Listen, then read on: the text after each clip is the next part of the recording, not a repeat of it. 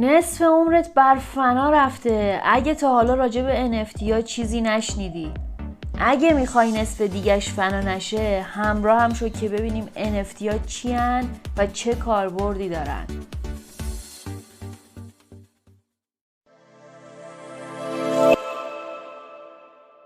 حتما همتون حداقل چند بار اسم بیت کوین و سایر توکن های دیجیتالی رو شنیدین و اطلاعاتی هم راجبش دارین. خب قبل اینکه بریم سراغ NFT باید فلسفه به وجود اومدن ارزهای دیجیتالی رو بدونیم. در اصل هدف از به وجود اومدن ارزهای دیجیتالی از بین بردن تورم پول بوده. الان پیش خودتون میگین هنوز که تورم وجود داره و داره هر روزم بدتر میشه. بله، تا زمانی که پولهای اسکناسی وجود دارن و جمع نشدن تورم هم از بین نمیره و بعد از جمع شدن کاملشون تازه تورم رو به کاهش میره. حالا چرا؟ چون پولهای اسکناسی مشکلات زیادی مثل پتانسیل چاپ شدن توسط دستگاه‌های چاپ دارن و در بستری از بانک‌های مرکزی که توسط اشخاص مدیریت و کنترل میشن تولید میشن و این افراد که در بانک‌ها به دارایی مردم و تراکنش‌ها و حساب‌های مالی افراد جامعه دسترسی دارن اگه دلشون بخواد میتونن حسابی رو مسدود کنن یا تراکنش‌هاشو دستکاری کنن و یا از حساب یک فرد پول حتی برداشت کنن. به این سیستم که توسط افرادی مدیریت و کنترل میشه سیستم متمرکز گفته میشه. خب تورم چجوری به وجود میاد؟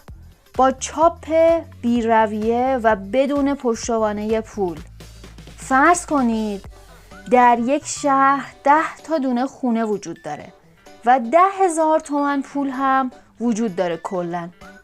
حالا اگه بانک ها بیان پول چاپ کنن و پول موجود رو به 100,000 تومان برسونن بدون اینکه ارزشی براش خلق کرده باشن، مثلا بدون اینکه خونه های بیشتری ساخته شده باشه، پول بیشتری در دست یک عده‌ای قرار میگیره به ازای همون 10 تا دونه خونه. حالا اون خونه ها پتانسیل اینو دارن که هر کدوم به قیمت 10,000 تومان به فروش برسن.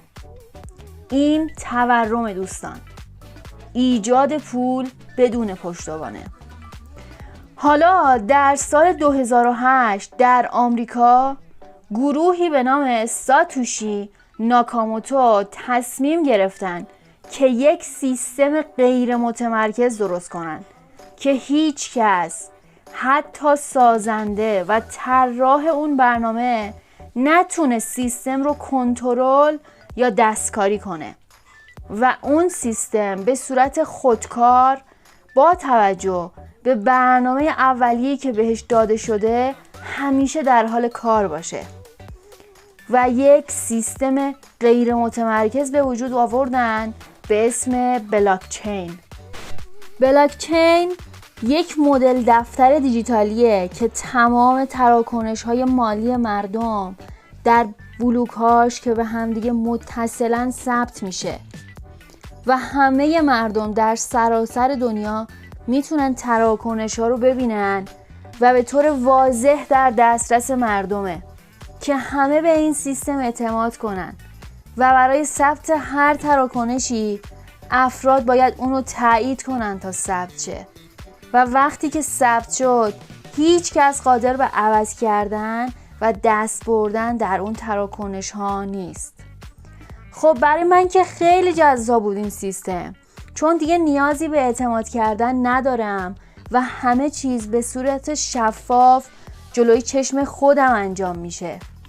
خب وقتی که این سیستم برنامه ریزی و طراحی شد یک ارز دیجیتالی به نام بیت کوین به وجود اومد که از روز اول مشخص کردن تعداد این ارز تا ابد 21 عدد خواهد بود و هیچگاه بیشتر از 21 میلیون بیت کوین وجود نخواهد داشت.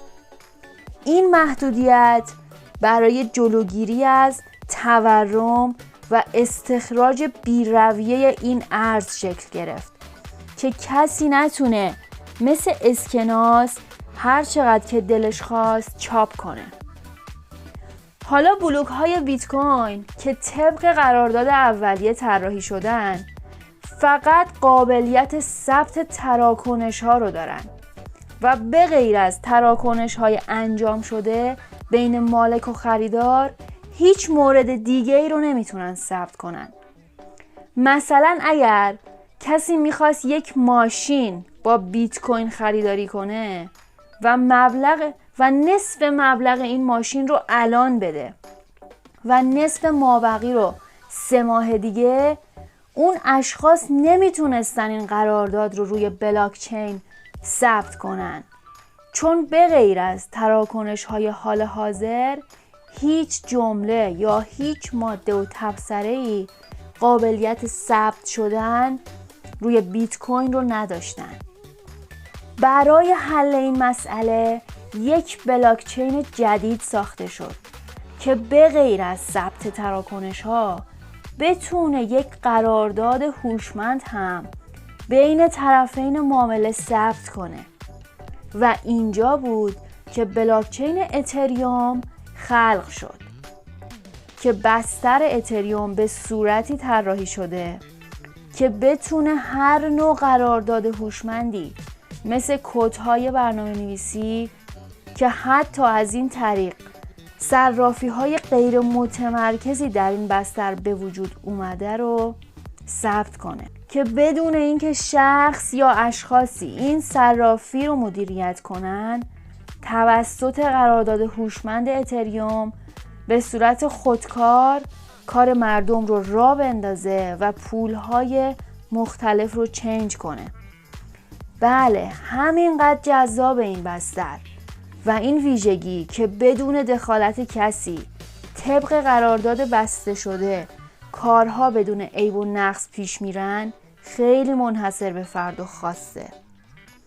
حالا جذابترش اینه که به وسیله این قرارداد هوشمند حتی میشه ارزهای دیجیتال دیگه‌ای هم برنامه نویسی کرد و به این ارزها که روی بستری مثل اتریوم ساخته میشن توکن گفته میشه، مثل ارز شیبا. ارز شیبا یک قرارداد هوشمنده که از خودش بلاکچین شخصی نداره و روی بستر اتریوم سوار شده، به خاطر همین بهش توکن گفته میشه. ولی خب یک ارزه که میشه مثل BTC و اتر باهاش معامله کرد و تمام ویژگی های ارز دیجیتال رو داره. حالا NFT که قرار بود راجبش حرف بزنیم کجای این قصه است؟ NFT هم مثل شیبا یک توکنه که توسط قرارداد هوشمند روی یک بستر سوار میشه. اما چیزی که NFT رو از بقیه توکن‌ها مجزا میکنه اینه که این توکن یک سنده.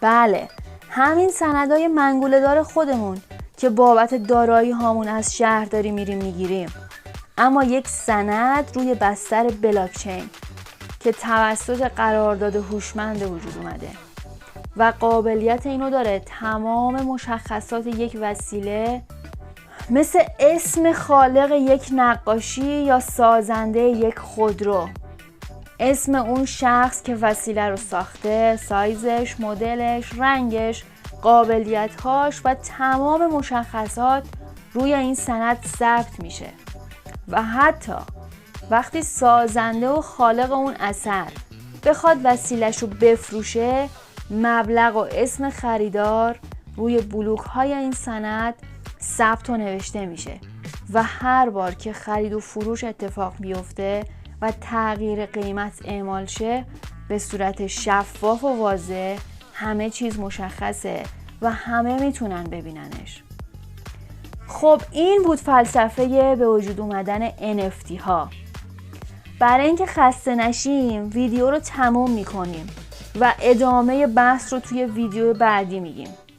چنل رو ساب کنید و زنگوله رو روشن کنید و منتظر ویدیو بعدی باشید که یه خورده عمیق‌تر وارد بحث NFT هاشیم و بفهمیم که این تکنولوژی چه فرصت سرمایه گذاری و چه نوع بازاری برای کسب درآمد میتونه ایجاد کنه.